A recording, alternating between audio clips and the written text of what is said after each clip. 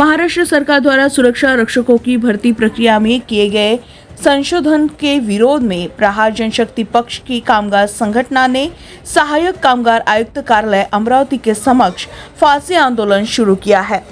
सरकार के हालिया परिपत्र के अनुसार अब सुरक्षा रक्षकों की भर्ती में नई शैक्षणिक योग्यता और बदले हुए शारीरिक मापदंड लागू किए गए हैं। इस निर्णय ने राज्य भर में कार्यरत हजारों सुरक्षा रक्षकों की नौकरी को खतरे में डाल दिया है।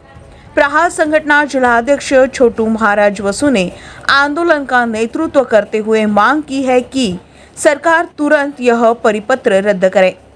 आंदोलनकारियों ने चेतावनी दी है कि यदि शनिवार तक कोई समाधान नहीं मिला तो आंदोलन और भी उग्र रूप होगा।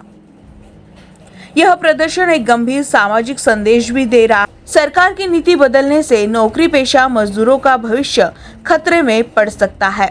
अमरावती से न्यूज़ फर्स्ट के लिए दुर्वास रोकड़े की रिपोर्ट।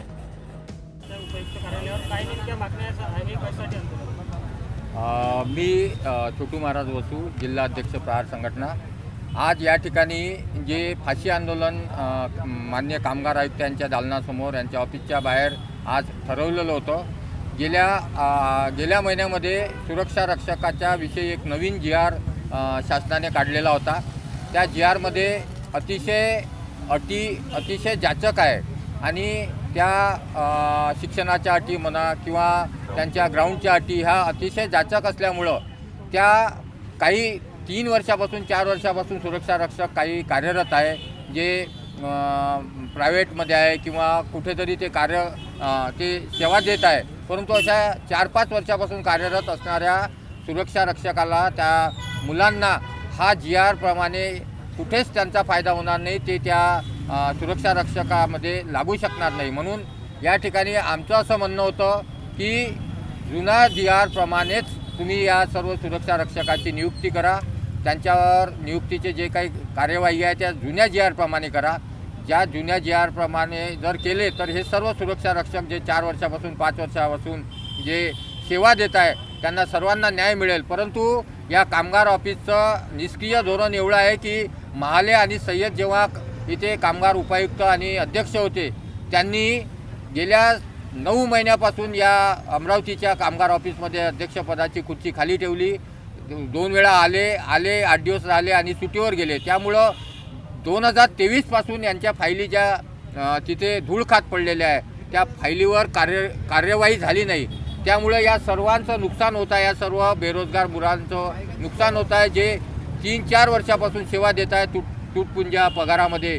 एका सुरक्षा रक्षकानं तर शेवटी आत्महत्या केली आणि आज दुसऱ्या सुरक्षा रक्षकांनी विष प्राशन करून आत्महत्या करण्याचा प्रयत्न केला। या सर्व गोष्टींचा जाब विचारण्याकरता आणि जुन्या जी.आर. प्रमाणे या सर्वांना नियुक्ती देण्याकरता आज या ठिकाणी आम्ही फाशी आंदोलन आयोजित केलेलं होतं।